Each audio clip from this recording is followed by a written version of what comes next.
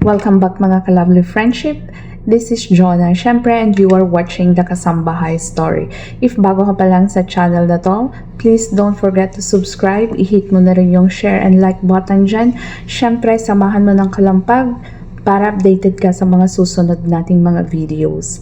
Sa aking mga videos, syempre gusto kong pag-usapan yung mga experiences at mga kwentong kasambahay. Yan po, nakakapulutan ng mga konting ideas para sa mga baguhan at mga aspirants na gustong magtungo at magtrabaho dito sa Gitnang Silangan. Ayan. So, kumusta mga ka-friendship? Anong ganap for today? Anong oras na? Time na para matulog, pero magbi-video muna tayo saglit, kaya samahan nyo ako hanggang sa dulo ng video na to. Ayan. So, ano nga ba yung mga pwedeng puntahan pag day off? Meron bang day off ang mga kasambahay dito sa Gitnang Silangan? Sa palagay nyo guys, meron bang day off para sa mga household worker dito sa Saudi, dito sa Middle East? Sa mga naka-experience na makapagtrabaho dito, maaaring sabihin nyo na hindi naman nasusunod yan. Ops, teka lang. Heto na naman po tayo. Siyempre, hindi po talaga pare-parehas ang sitwasyon natin. Hindi po pare-parehas ang mga employers natin. Pero po, kung karapatan natin, kailangan nating ipaglaban. Okay? Kasi ganito po yan. Ang day off ay nakasaad po sa kontrata natin. Kaya, karapatan nating magkaroon ng day off. Minsan, talaga, merong mga employer na hindi pumapayag na lumabas ang kanilang worker. Takot lang nila na baka takasan sila ng mga helpers nila. Kasi may mga pagkakataon talaga na kung yung worker ay nahihirapan at mga may kakilala sa labas, may possibility talaga na maaring tumakbo palayo yung worker. So dito, may mga nakasama ako na siguro 3, galing sila sa company, mga ibang lahi. And hindi po talaga sila nagtagal. Sa kasamaang palad, may nagtagal ng 2 weeks, may nagtagal ng 1 buwan, may nagtagal ng ilang araw lang. Nagsitakbuhan sila. So, yun yung isang reason kung bakit ang mga employers natin ay hindi nagpapa-day off. Okay, ano pa yung ibang rason kung bakit hindi nabibigyan yung iba ng day off? Kasi mismong si worker natatakot magsabi kay employer, or nahihiyang magsabi, or nahihiyang hingin yung karapatan niyang mag-day off. Kasi nga naman, baguhan si worker, wala naman siyang alam na puntahan. Ayan. So, andito ang inyong ka-friendship para sulsulan kayo at igala kayo kung saan kayo pwedeng mamasyal tuwing day off. Charing! Yan. Pero bago yon, syempre, pag-usapan natin muna yung mga reason bakit hindi nabibigyan yung iba ng day off. Okay. Merong iba na tumatakas kaya ayaw ng amo na magbigay ng day off. Pangalawa, may mga employer talaga na matigas din ang ulo. Ayaw nilang palabasin ang worker sa hindi alam na dahilan. Hindi naman ano yung dahilan niya, pero ayaw lang talaga niyang palabasin yung helper niya. Or ayaw niyang bigyan ng day off sa labas yung worker niya. Mahigpit sila. No? Minsan, si worker at si employer ay nagkakaintindihan na lang. Si worker naiintindihan niya kung bakit hindi na siya pinapa-day off. Minsan, pumapayag na si worker. Kasi, most of the time, kung, syempre dito, Friday kasi, ang pinaka-holiday nila, pinaka-rest day nila is Friday. So, kalimitang nangyayari, late na silang nagigising. So, si worker, may mas maraming time na natatambay na siya So, yun na yung parang nagiging rest hour niya. Kasi, siguro si worker, wala din siyang alam na puntahan sa labas or wala siyang alam na pasyalan para makapag-day off. So, mas minabuti na lang ni worker na magstay doon sa bahay. Now, karamihan sa mga kasamahan nating kasambahay, ganun na eh. Okay na sa kanila na hindi na sila lumabas ng bahay. Basta importante, may wifi. Yan. Basta importante nakakapag-wifi sila, nakakapag-cellphone sila, okay na sa kanila yon. No? So, marami yung gumagawa ng ganon. At yung mga, syempre, itong mga amo natin, syempre, minsan yung mga yan, nagmamaritesan sila. Nagkukwentuhan sila na, ay, yung work ko okay naman na hindi mag-day off. So, minsan, nasa sa atin din kasi yun. Nasa sa atin kung paano natin sabihin yung right natin. Wala namang masama kung susubukan mong hingin yung day off mo. Okay? Or rest day. Kahit hindi ka lumabas, bigyan ka lang ng rest hour mo sa loob ng 1 linggo.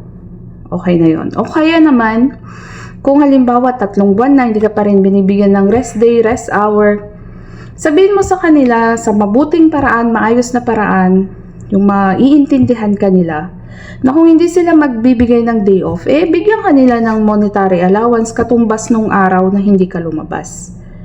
Diba? Right mo yon. Pwede ka magreklamo kung hindi nila anuhin yon, diba? Magreklamo ka pag uwi mo ng Pilipinas, idulog mo sa POAE, habulin mo sa agency. Yan, para makuha mo yung mga araw na hindi ka pinalabas, na hindi binayaran yung mga kasi dapat yan bayaran nila talaga. Okay? Kaya nasa sa atin kung paano natin pakiusapan ng maayos si employer para i-bridge yung gap. Hindi tayo makikipag-away. No, guys? Ipapaalam lang natin sa kanila na tayo ay mga manggagawa, ng karapatan din natin magkaroon ng day off. Okay? Siyempre, maiintindihan nila yan. Kasi sila nga, nagdi-day off sila. Kailangan, pag Friday, wala din silang pasok. Diba? Siyempre, maiintindihan nila yan. At kung sa inyo naman ay okay na hindi kayo lumabas, basta importante connected kayo sa wifi, at nakakapag-rest naman kayo habang sila ay tulog, nasa sa inyo po yun kung okay sa inyo yung ganong setup. O kaya, kung hindi man po kayo lumabas mag-day off, wala kayong rest hour, wala kayong rest day, pwede naman ninyong i-bargain na dagdagan or bayaran yung araw na hindi kayo lalabas. Right nyo po yun. Karapatan po ninyo yun. Karapatan po natin yon bilang manggagawa. Heto na naman po tayo. Iba-iba ang sitwasyon. Tama po. Iba-iba ang sitwasyon. Pero, kung karapatan mo at alam mong karapatan mo, syempre, ipaglaban mo. Kasi kung hindi natin ipaglalaban ang ating karapatan, dito po pumapasok ang abuse, dito pumapasok ang pang-aabuso. Aabusuhin nila ang karapatan mo sa pagpapahinga kung ikaw mismo ay hindi magsasalita. Yan po. Kung kukunin natin yung history, yung kwento kung bakit hindi nagkakaroon ng day off yung mga ibang kasamahan na natin sa ngayon, dahil nasanay na po yung mga employer sa mga datihan pa, yung mga matagal na dito na nagtatrabaho, na hindi sila umiimik pagdating sa kanilang karapatan. Okay? Naiintindihan ko po yun kasi iba nahihiya, ayaw magsabi, or natatakot magsabi sa employer. Pero mali po yun. Nagrereklamo tayo na tayo ay inaabuso. pero hindi naman po tayo nagsasalita para ipaglaban ang ating karapatan. So dapat may ginagawa din po tayo para maging aware din po sila. And sa mga agency, sa mga recruitment agencies, sa mga recruitment staff, naway tulungan nyo naman po ang inyong mga applicants na ipaalam sa mga employer na ang mga hinahire nilang worker ay mga worker. Hindi po kami alipin. Okay? Kami po ay pinapadala ninyo bilang manggagawa. At bilang manggagawa po, kami po ay may karapatan. So bago nyo po palang ipapirma yung kontrata sa mga ni-recruit ninyo, kasi kayo po ay nagmamassive recruit ng mga kababayan natin dyan sa Pilipinas. Bago nyo palang po sila papirmahin, sana po ay tulungan ninyo din na i-explain sa mga employer nila na ang mga worker na ito ay may karapatan. Okay? May karapatang mag-rest day, may karapatang mag-rest hour. Okay? Kasi para fair. Kasi kayo po sa recruitment business, binabayaran po kayo ng employer. Kayo po ay kikita sa mga aplikante ninyo. At bilang tulong na rin para sa kanila, naway ipaabot ninyo din sa mga employer na yung mga hinire nila ay mga manggagawa, hindi po alipin, para alipinin nila at kunin lahat ng oras nila at gugulin lang sa pagtatrabaho. Okay? Hindi po ako galit. Experience ko po yan. Na-experience po namin yan. So yan, sinishare ko po na sana tulungan ninyo ang bawat aplikante ninyo na maipaabot sa mga employer na sila ay may karapatan para sa rest hour at rest day. Siyempre, anhin mo naman yung tao, trabaho ng trabaho. Malayo na sa pamilya na. Tapos homesick, trabaho na lang ng trabaho. Ano yan, makina? 'Di ba? Makina kaya, paandarin mo ng maghapon. 'Di ba masisira? Tapos pag nagreklamo yung worker, papagalitan nyo pa ng, pagsasabihan nyo pa ng kung ano-ano. Dapat fair. Fair po kayo dapat. Pinadala ninyo po kaming mga manggagawa, ipaglaban din ninyo po yung mga karapatan namin. Una pa lang, dapat pinapaalam ninyo sa mga employer na sila ay may right din, kami ay may right sa rest day. 'Di ba? Kasi meron pong iba talaga na natatakot silang magsalita sa mga employer nila. Gawa nga ng ayaw nilang mawalan ng trabaho, kaya pumapayag na lang sila. 'Di ba? So, ganun po yun. Sana mabago po yung ganong yung mga ganong sistema.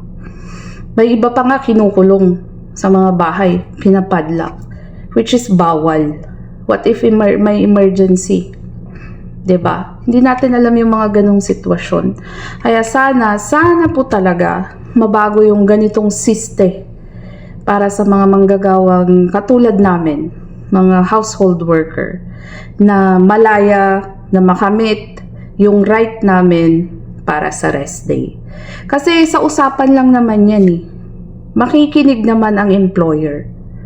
'Di ba? Nasa pakikipag-usap ng maayos yan.